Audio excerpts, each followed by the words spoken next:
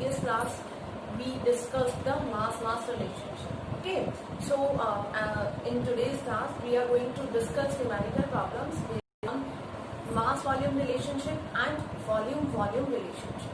Okay, as you know that we are going to study the stoichiometry problems हम यहाँ पे देख रहे हैं. लास्ट लेक्चर में हमने मास रिलेशनशिप्स के क्वेश्चंस देखे थे. इस लेक्चर में हम mass volume and volume relationship को देख लेते हैं. Okay, as you can see here is a question. The question is KClO3. KClO3 is potassium chlorate. Okay, so potassium chlorate on heating decomposes to give KCl and O2, potassium chloride and oxygen. What is the volume of O2 at NTP liberated by 0.1 mole of KClO3? है ना. Question में हमसे volume पूछा है. As I told you, in mass volume relationship either volume is given and he is asking for mass, okay, or mass is given and he is asking for volume. So as you know that when we discussed the mole concept, we have a formula, है ना, to find out the moles related to the volume. क्या था? moles is equals to volume divided by 22.4 liter. yes, यही हम पढ़ते हैं. Simple सा formula है कि जब हम means mole in terms of volume, है ना, वॉल्यूम के टर्म्स में मोल का फॉर्मूला है ये हमारा. Yes, this formula might be use here और may not be use here, depend करता है सिचुएशन पे. बट यहाँ पे हमें क्या याद रखना है? It is a mass volume relationship. Okay, so in the mass volume relationship if mass is given है, he is asking for volume. So we need to find out the volume or we need to change the mass into the volume. On the other hand, if he gives volume and asking for mass, same thing will be happening, है ना. हम बिल्कुल same thing करेंगे. तो सबसे पहले मैंने आपको बोला था, what I told you, कि जब भी क्वेश्चंस स्टोइकियोमेट्री प्रॉब्लम्स हम पढ़ते हैं, our first work is write the balanced chemical equation. Okay, so here you can see potassium and so I think यहाँ पर 2 मेंशन कर दें, वो इक्वेशन बैलेंस्ड हो जाएगी. बैलेंस्ड हो गई. Okay, 2 KClO3, 2 potassium 2 moles of potassium chlorate, 2 KCl and 3. Second work मैंने आपको बोला था, हमें देखना होगा क्वेश्चन में क्या गिवन है. मास गिवन होगा तो हम according to the formula mass find out कर लेंगे. Potassium plus chlorine plus oxygen का both side, reactant side and product side. But here moles are given. Moles are given and he is asking for volume. Volume हमसे पूछा गया है, moles given है. तो mass relationship में we have options. Options होते हैं हमारे पास. हम मोल के टर्म्स में फाइंड आउट कर सकते हैं और मास के टर्म्स में भी फाइंड आउट कर सकते हैं. ओके, सो यहाँ पर जब मोल गिवन होगा, then what we need to do? We need to write out the number of moles. As I told you, here number of moles are the number of molecules of reactant as well as product. कितने number reactant के और molecules के present है. simple. Okay, no need to do any calculation with Avogadro's number, है ना. कोई calculation नहीं करना है. moles है तो जो भी number given है उतने moles हम लिख देंगे. नहीं है तो 1 mole लिख देंगे. If it is only KClO3 then we write only 1 mole. Okay, but one more thing which is very important, when you are going to write down the equation, you need to write down the balanced chemical equation. I told you this many times. Okay, and today also I am telling you कि जब भी आप reaction लिखें तो balanced chemical equation ही लिखिएगा. अगर आप mass volume find out कर रहे हैं, मास रिलेशनशिप फाइंड आउट कर रहे हैं और वॉल्यूम रिलेशनशिप. ओके, ये बहुत इंपॉर्टेंट है. 2 मोल हेयर, 2 मोल हेयर, 3. ओके, सो चेक कर लेते हैं क्या पूछ रहे हैं. क्वेश्चन में पूछे बोल रहे हैं KClO3 on heating decomposes to give KCl and O2. जब पोटेशियम क्लोरेट डिकम्पोज होता है, it is example of thermal decomposition. Okay, decompose होता है तो पोटेशियम क्लोराइड प्लस ऑक्सीजन देता है. What is the volume of O2? What is the volume of O2 at NTP? Okay, what is the volume of O2 at NTP liberated by 0.1 mole of KClO3? Means इस reaction में हमें इसकी कोई भी need नहीं, कोई requirement नहीं, ठीक है।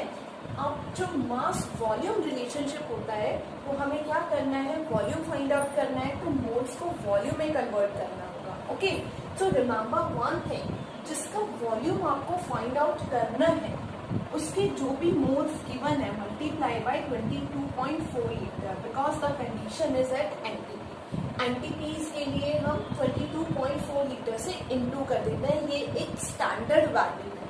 ओके, मैं फिर से रिपीट कर रही हूँ, क्या करना है, यहाँ तक बहुत सिंपल है, आप मास लिख रहे हैं, मोल्स लिख रहे हैं, whatever is given in the question. Moles given है तो यूनिटरी मेथड मोल्स के थ्रू अप्लाई होगा, मास गिवन है तो मास के थ्रू अप्लाई होगा, ठीक है। तो अकॉर्डिंग टू दैट हम पहले बैलेंस इक्वेशन लिख लेंगे, उसके बाद वैल्यूज देख लेंगे, मोल्स है कि मास है। After that only in mass volume relationship, this is the mandatory condition only for mass volume relationship. mass volume relationship के लिए important condition है जहाँ पे हमें क्या करना है, जिस एलिमेंट का एटम का वॉल्यूम हमसे पूछा है, यहाँ पे बोला है what is the volume of O2, oxygen का वॉल्यूम फाइंड आउट करना है। ओके, तो जिसका वॉल्यूम हमें फाइंड आउट करना है उसके जो मोल्स गिवन है उन्हीं को वॉल्यूम से रिलेट करना होगा यूनिटरी मेथड के लिए। तो हम क्या करेंगे, उसके मोल्स को 22.4 लीटर से इनटू कर देंगे, because this is the standard value. Standard value है और आप इस फॉर्मूले के अकॉर्डिंग भी देख सकते हैं कि अगर हमें मोल्स से वॉल्यूम फाइंड आउट करना है, मोल्स गिवन है, वॉल्यूम फाइंड आउट कर रहे हैं, तो इस फॉर्मूले के अकॉर्डिंग भी हम मोल्स की 22.4 लीटर से इनटू करते हैं, तो ये वैल्यू जो है बेसिकली इस फॉर्मूला से आई, ठीक है। ये वैल्यू इस फॉर्मूले से हमने ली है कि when we are going to find out the volume and moles are given, so apply this formula according to the mole concept. यहाँ पे हमने वही अप्लाई किया है जिसका, बट ये किसके लिए करना है, जिसका वॉल्यूम हमें फाइंड आउट करना है, ठीक है। तो उसके लिए हम नंबर ऑफ मोल्स की 22.4 लीटर से इनटू कर देंगे। ओके, तो देखिए, तो यहाँ पे ये कह रहे हैं what volume of is the volume of O2 at NTP liberated. तो 2 mole from 2 mole of KClO3, the volume of 2 mole of KClO3, the volume of O2 is liberated, because first line हम given value से करते हैं, है ना। तो 2 moles KClO3 जब decompose हुआ तो कितना वॉल्यूम लिबरेट हुआ ऑक्सीजन का, that is 3 into 22.4 litre. 3 into 22.4 into कर दीजिए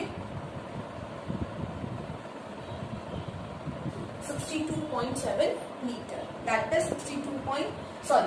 67.2 लीटर। Okay, 67.2 litre. ये समझ में आया। ये मास वॉल्यूम वाले क्वेश्चंस में करना है, बेसिकली इस फॉर्मूले से लिया है। करना कहाँ पर है, जिसका वॉल्यूम हमसे पूछा है उसी में इंटू करेंगे, बिकॉज 2 मोल्स जब बर्न होते हैं तो कितना वॉल्यूम लिबरेट होता है, 67.2 लीटर। कितने मोल्स के लिए पूछा है, 0.1। जब 0.1 मोल लिबरेट होंगे तो कितना वॉल्यूम ऑब्टेन होगा, इसको हम एक बार भी लिख देते हैं 67.2, ठीक है। 0.1 मोल लिबरेट होंगे, डीकम्पोज होंगे तो कितना वॉल्यूम ऑब्टेन होगा, 67.2 डिवाइडेड बाय 2 इंटू 0.1, डिवाइड कर दीजिए, हमारा आंसर लीटर में फाइंड आउट हो जाएगा। ओके, सो बहुत सिंपल क्वेश्चंस होते हैं, सिर्फ हमें क्या करना है, क्वेश्चंस को समझना है। क्वेश्चंस को पढ़ के हमें समझ में आना चाहिए कि क्वेश्चन में पूछा क्या है। क्वेश्चंस जिस भी पेज पर हो, आपको एक चीज याद रखना है, जिसका वॉल्यूम आपसे पूछा है उसके वॉल्यूम को आपको चेंज करना होगा, ठीक है ना।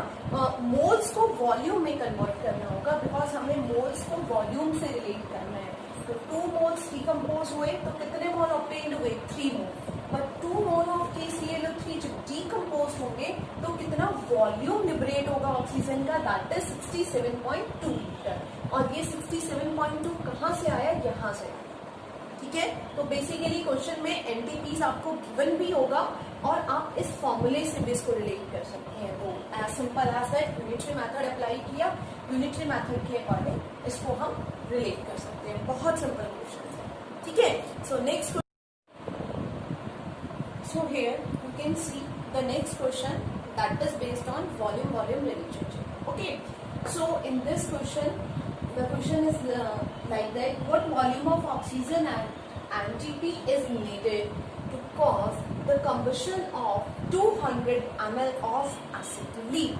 Okay, question हमने एक बार read कर लिया है, but as I told you many times in stoichiometry problems you need to read at least 2-3 times question. Okay, एक क्वेश्चन को एटलीस्ट 2-3 टाइम्स हमें रीड करना है। But our first work is write down the reaction. Acetylene is C2H2 plus O2, combustion होता है, that is CO2 plus H2O is formed. Okay, reaction को balance कर लेंगे। जब आप रिएक्शन को बैलेंस करेंगे that is बैलेंस कीजिए C2H2, कार्बन के 2 मोल्स है, okay, हमने 2 लगा दिए, ऑक्सीजन यहाँ पर 2 है, ऑक्सीजन यहाँ पर भी 2 गिवन है ना, ऑक्सीजन यहाँ पे 2 गिवन है, सॉरी हाइड्रोजन, कार्बन के 2 मोल्स कंप्लीट हुए, हाइड्रोजन के 2 मोल्स है, हाइड्रोजन के 2 मोल्स है। Okay, but oxygen, how much oxygen is given, that is 5, 2 2s are 4 and 5, here only 2, and this type of balancing you discussed in class 10th में हम इस type की balancing पढ़ चुके हैं। ये स्पेशली बैलेंसिंग होती है कंबशन रिएक्शन के लिए। ओके, सो यहाँ पर याद रखिए कंबशन रिएक्शंस के लिए एक स्पेशल बैलेंसिंग होता है। ये बैलेंसिंग हमने कहाँ पर रीड की है, ये बैलेंसिंग आपने 10th क्लास में पढ़ी। ओके, तो क्या करते हैं, देखिए कंबशन को बैलेंस करने का क्या मेथड है। कंबशन रिएक्शंस में first of all we need to balance carbon and hydrogen, then we balanced the oxygen। तो मैंने क्या किया यहाँ पर, एक बार फिर से आपको बता देती हूँ, कार्बन 2 थे, 2 लगा दिया, बैलेंस हो गया। हाइड्रोजन यहाँ पर 2 है, ऑलरेडी 2 गिवन है, बैलेंस्ड। ठीक है, ऑक्सीजन पर आ गया, ऑक्सीजन क्या है, 2 2s are 4 plus 1 5। कंबशन में oxygen most of 99% combustion reactions में ऑक्सीजन में एक ऑड नंबर आता है। तो हमें करना क्या है, वो जो भी ऑड नंबर है प्रोडक्ट साइड में उसको हम यहाँ लिख देते हैं। ठीक है, 5 ऑक्सीजन हो गई, अब यहाँ पर भी 5 मैंने लिख दिया है, and we need to multiply the whole equation by 2 से मल्टीप्लाई कर देंगे होल इक्वेशन को हमें, क्योंकि इस फ्रैक्शन को खत्म करना है। इस फ्रैक्शन को खत्म क्यों करना है, बिकॉज यहाँ पर आप देखिए 5 2 से 10 हो जाएंगे, तो मीन्स 10 को 2 से डिवाइड करते हैं तब 5 आता है। ओके, तो जो भी नंबर आपके पास आता है उसको 5/2 करके लिखेगा, then we need to divided multiply it by 2 से पूरी इक्वेशन को मल्टीप्लाई कर देंगे तो ये फ्रैक्शन कैंसिल आउट हो जाएगा। ठीक है, इजी मेथड है। आप डायरेक्ट बैलेंसिंग करना चाहें तो आप डायरेक्ट भी बैलेंसिंग कर सकते हैं, बट डायरेक्ट बैलेंसिंग में इसमें थोड़ा टाइम लग जाता है। ठीक है, तो देखिए फिर ये हमारी एक बैलेंस्ड इक्वेशन हो गई। Okay, so for this balanced equation volume relationship पढ़ रहे हैं। वॉल्यूम गिवन है, वॉल्यूम ही हमसे पूछा है, 200 ml volume is given and he is asking for volume. ठीक है, तो वॉल्यूम पूछा है, that is 2 mole for this, 5 mole for this, 4 mole for this and 2 mole for this. Okay, so यहाँ पर हमें करना क्या है, because we already studied the law of gases, Gay-Lussac's law of gases हम पढ़ चुके हैं। तो मैं 5 मोल को 2 मोल, 5 मोल, 4 मोल को 2 वॉल्यूम लिख सकते हैं। ठीक है, 5 मोल को हम 5 वॉल्यूम लिखेंगे, दैट इज वॉल्यूम, मीन्स इसको हम डायरेक्टली वॉल्यूम में कन्वर्ट कर देंगे, कुछ भी नहीं करना है। आप मास फाइंड आउट करेंगे, मास नहीं तो हम मोल्स लिख देंगे, और ये जो मोल्स हैं ये वॉल्यूम भी हो सकता है। ठीक है, because the given volume is in millilitre, तो हम क्या करेंगे, इसको 2 मिलीलीटर एज्यूम कर लेंगे, इसको 5 मिलीलीटर, इसको 4 millilitre and that is 2 millilitre. Okay, because when we are going to do calculation, the units of measurements are equal. Measurements की यूनिट सेम होनी चाहिए, इक्वल होनी चाहिए. तो यहाँ तक आई थिंक क्लियर है. फर्स्ट ऑफ ऑल वही वर्क है, बैलेंस्ड केमिकल इक्वेशन लिखेंगे. मोल्स हमने लिख लिया, बिकॉज वॉल्यूम में आप चाहे तो इसको स्किप करके आप डायरेक्ट लिख सकते हैं. ये मैंने 3 लाइन्स जो लिखे समझाने के लिए लिखे हैं, हमें सिर्फ इस वाली लाइन से मतलब है, तो आप डायरेक्टली भी ये लिख सकते हो. ठीक है, 2 मोल, 5 मोल, 4 mole and 2 mole. 2 mole means 2 volume, 5 volume, 4 volume and 2 volume. Because measurement की यूनिट मिलीलीटर दिया है तो मैं मिलीलीटर लिख रहा हूँ. ठीक है, अब यूनिटरी मेथड अप्लाई कर दीजिए बिल्कुल सिंपली. क्या पूछा है, what volume of oxygen. Okay, जब 200 ml एसिटिलीन बर्न होता है तो कितना ऑक्सीजन फॉर्म होता है. क्वेश्चन समझ में आ गया. देखिए, सबसे इंपॉर्टेंट है स्टोइकियोमेट्री में क्वेश्चन का समझना. इसीलिए मैं आपको बार बार बोल रही हूँ, please read the question at least 2-3 times. First of all, the first work is to write down the balanced chemical equation. तो सबसे पहले क्वेश्चन को इस वे में पढ़िए कि आपको इक्वेशन समझ में आ जाए. वो कंबशन बोल रहा है, डीकॉम्पोजिशन बोल रहा है, कॉम्बिनेशन बोल रहा है, डिस्प्लेसमेंट है या double displacement. These 4 types of chemical equations we also studied in class 10 and we know that very well. हम बहुत अच्छे से जानते हैं इन इक्वेशंस को. ठीक है, तो हमें अकॉर्डिंगली इक्वेशन बनानी है. कभी कभी क्वेश्चन में इक्वेशन समझ में आ जाती है इजीली, नहीं समझ में आ रही है तो हमें ट्राई करना है, हमें क्लू ढूंढना है. ठीक है, इक्वेशन बनाएंगे, बैलेंस्ड केमिकल इक्वेशन. फिर ग्राम की फॉर्म में पूछा है तो हम मास लिख लेंगे फाइंड आउट करके फॉर्मूले से. मोल्स है तो हम मोल्स लिख लेंगे. एंड फॉर वॉल्यूम रिलेशनशिप उन्हीं मोल्स को, जो नंबर ऑफ मोल्स हमने लिखे हैं फॉर्मूले से, उन्हीं को हम लीटर और मिलीलीटर में एज्यूम करके वॉल्यूम बना देंगे. ठीक है, तो वॉल्यूम के बाद आप सीधा यूनिटरी मेथड अप्लाई कीजिए. देखिए, 2 ml एसिटिलीन के लिए फॉर्म 2 ml एसिटिलीन. ठीक है, 200 ml एसिटिलीन को कंबशन करने के लिए कितनी ऑक्सीजन रिक्वायर्ड है, यही पूछा क्वेश्चन में. For 2 ml acetylene the required volume of oxygen. वे ये कह रहे हैं कि 2 ml एसिटिलीन को कंबशन कराने के लिए कितनी ऑक्सीजन चाहिए. 2 ml एसिटिलीन की कंबशन के लिए 5 ml ऑक्सीजन चाहिए. तो 2 ml एसिटिलीन के लिए कितनी ऑक्सीजन चाहिए, 2 ml के लिए 5 ml है. सो फॉर 200 ml के लिए 5 divided by 2 into 200 ml. Calculation हम कर रहे हैं. ठीक है, सो नेक्स्ट पार्ट में हमने क्या किया है, सिंपल कैलकुलेशन की है. 5 divided by 2 into 200. Okay, this is the simple calculation. बहुत सिंपल कैलकुलेशन है. सिंपल यूनिटरी मेथड मैंने यहाँ पर अप्लाई किया है. इस सिंपल यूनिटरी मेथड में 200 ml के लिए हमें कितना चाहिए, 2 ml के लिए 5 ml चाहिए, तो 200 के लिए कितना हो गया, 5 डिवाइडेड बाई 2 इंटू 200. आप इससे कैलकुलेशन करेंगे तो सिंपली आंसर फाइंड आउट कर सकते हैं. ठीक है, this is the based on the mass volume relationship. So we have studied all the 3 types of reactions. बहुत सिंपल रिएक्शंस मैंने यहाँ पे अभी आपको बताई हैं. इन सिंपल रिएक्शंस में सिर्फ हमने क्या किया है, so basically next topic is limiting reagent. Okay, because जब स्टोइकियोमेट्री क्वेश्चंस गिवन होते हैं तो स्टोइकियोमेट्री में बहुत बार पूछा जाता है लास्ट में which one is the limiting reagent. तो लिमिटिंग रिएजेंट बहुत छोटा सा टॉपिक है बट ये उतना ही इंपॉर्टेंट है. So what is limiting reagent, as the name suggest, limiting means limited. So the reagent which is present in limited amount is known as limiting reagent or limited reactant. Means basically we need to find out the limiting reagent from the reactant side, not from the product side. Limiting reagent हम reactant side से find out करते हैं, product का कोई role नहीं होता इसमें limiting reagent find out करने में. Okay, and what is limiting reagent? The reagent which is always present in lesser amount, which is always present in limited amount, is also known as limiting reagent. Limiting reagent वो होते हैं जो कितने amount में present हो, the reagent which is present in less amount और which is present in limited amount. Okay, अगर मैं यहाँ पर एक रिएक्शन ले लूँ 2A + 3B gives 3C, ठीक है, 2A 3B से जब कंबाइन होता है तो 3C फॉर्म होता है। Here you can say 2 moles of A when combined with 3 moles of B, then 3 moles of C is produced.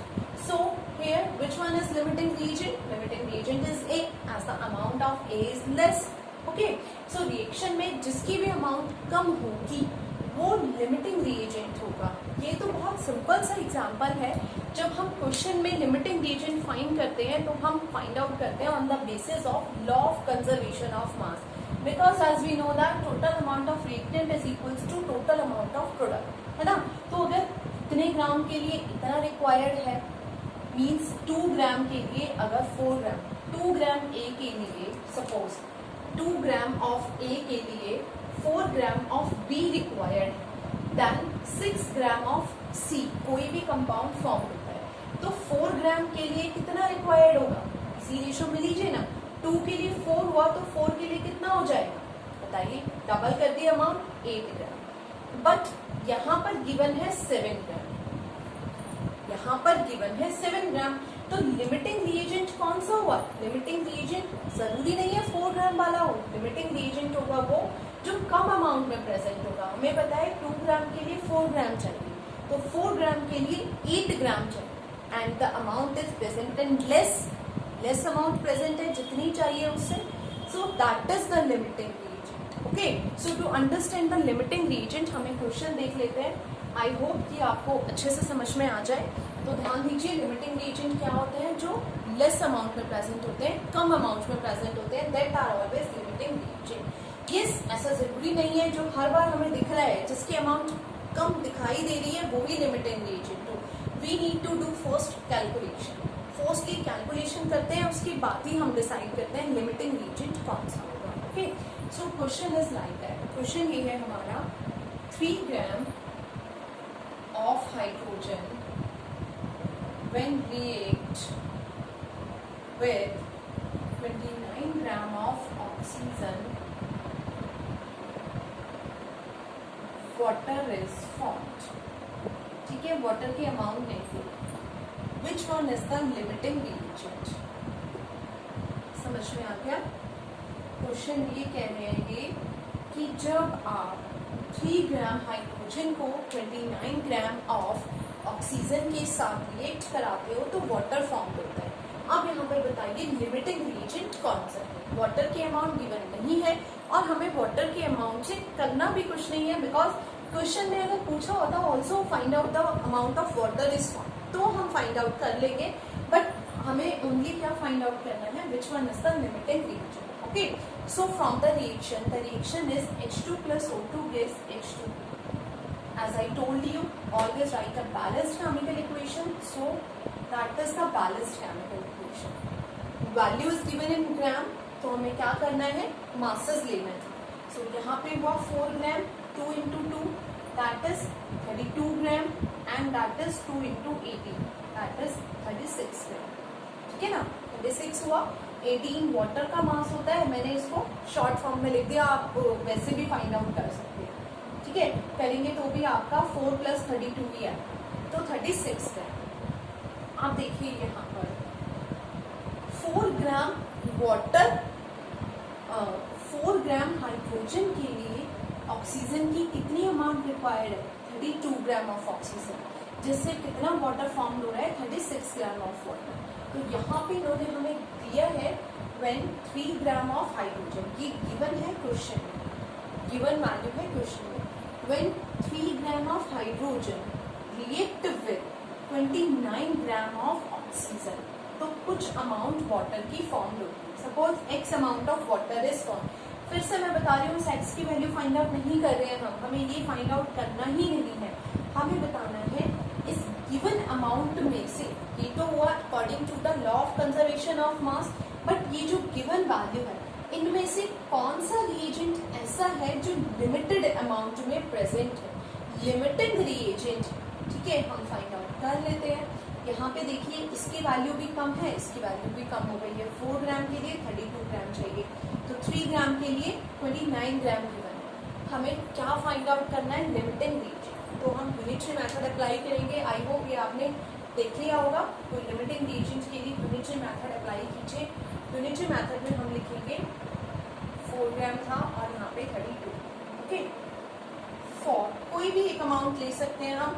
32 gram oxygen के लिए 4 है, तो 29 के लिए कितना होगा? मीन्स इसको इंटरचेंज कर सकते हैं। सो 4 gram of hydrogen, the amount of oxygen is required. Amount of oxygen is required, कितनी ऑक्सीजन चाहिए? 32 ग्राम। ओके, तो अब हम फाइंड आउट कर रहे हैं कि 3 ग्राम के लिए कितनी चाहिए। 3 ग्राम के लिए जो हमारा आंसर आएगा वही आंसर डिसाइड करेगा कि लिमिटेड अमाउंट में कौन सा रिएजेंट प्रेजेंट है। ठीक है, 3 ग्राम ऑफ हाइड्रोजन, कितनी अमाउंट रिक्वायर्ड होगी 3 ग्राम के लिए? That is 32 divided by 4 into 3। 8 3 सा 24 ग्राम। 8 3 सा 24 ग्राम। ओके, तो यहाँ पर देखिए आपकी जो अमाउंट है ऑक्सीजन की वो कितनी आई है? 24 ग्राम। इट मीन्स अगर मैं यहाँ पर रिएक्शन लिखूँ एक बार, H2 plus O2 gas H2O। ठीक है, 4 ग्राम के लिए कितनी ऑक्सीजन चाहिए? 32 ग्राम। 3 ग्राम के लिए गिवन वैल्यू क्या है? Given value for 3 gram is 29 gram, but actually required कितना चाहिए? 3 ग्राम के लिए हमें चाहिए 24 ग्राम और गिवन कितनी है? 29 ग्राम। तो ऑक्सीजन तो किसमें हो गई? एक्सेस में गिवन है, एक्सेस में गिवन है। सो 429 ग्राम ऑफ ऑक्सीजन किसकी अमाउंट लिमिटेड हो गई? हाइड्रोजन की amount limited. Got it? Have you got my point? My point is कि हमने पहले इसको फाइंड आउट कर लिया, हमने एक वैल्यू लेके दूसरी वैल्यू निकालना है। ठीक है, तो 4 ग्राम के लिए 32 ग्राम चाहिए, तो या तो हम ऑक्सीजन की वैल्यू लेकर हाइड्रोजन की वैल्यू फाइंड आउट कर लें, या जैसे मैंने किया है हाइड्रोजन की वैल्यू लेकर ऑक्सीजन की फाइंड आउट कर लीजिए। 4 ग्राम के लिए 32 ग्राम ऑक्सीजन चाहिए, तो 3 ग्राम हाइड्रोजन के लिए कितनी लगेगी? 24 ग्राम लगेगी। लेकिन इन्होंने दी कितनी है? 29 ग्राम। तो 3 ग्राम के लिए ज्यादा दे दी, 3 ग्राम के लिए 29 ग्राम ज्यादा है।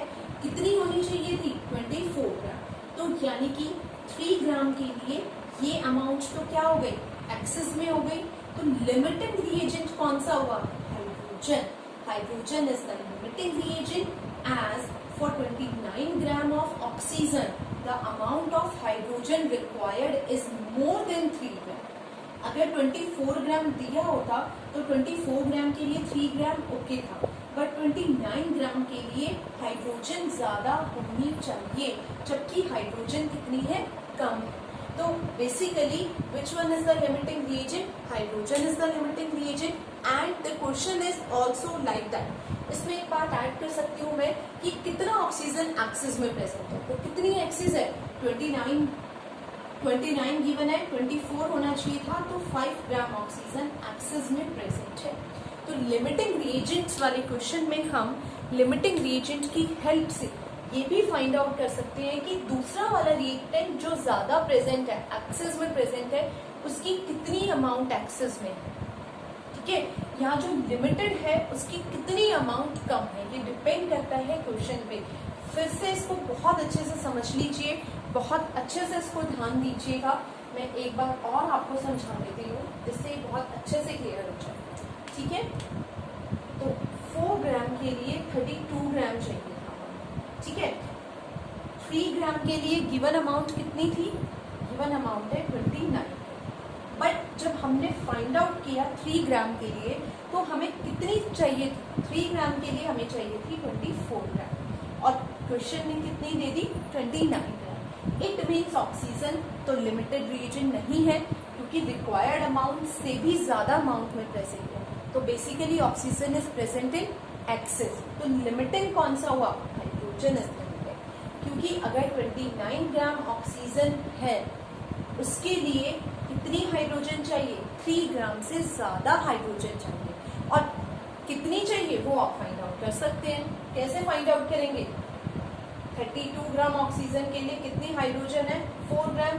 तो 29 ग्राम के लिए कितनी होगी? 4 डिवाइडेड बाय 32 इंटू 29। 4 8 जा 32, आप 29 को 8 से डिवाइड कर लीजिए तो कितना आएगा? 8 3 जा 24। 3.6 के आसपास आंसर आएगा, अप्रॉक्सीमेट 3.6। तो हाइड्रोजन कितना होना चाहिए था 29 के लिए? 3.6, बट गिवन कितना है? 3। It means hydrogen is present in limited amount. Okay, so I hope you understand what I try to say, means कि मैं क्या बता रही हूँ आपको, आप समझ गए होंगे। लिमिटिंग रिएजेंट फाइंड आउट कैसे करते हैं हम? Law of conservation of mass के बेसिस पे ही फाइंड आउट करना है। So keep trying the question try कीजिए। स्टोइकियोमेट्री के, लिमिटिंग रिएजेंट के, we have only 1 topic left in this chapter. इस चैप्टर में एक टॉपिक बचा है, उस टॉपिक्स में सब टॉपिक्स है concentration terms of solution, molarity, molality, उसको हम नेक्स्ट वीडियो में डिस्कस करेंगे। Okay, so till then keep trying the questions. Thank you, good bye.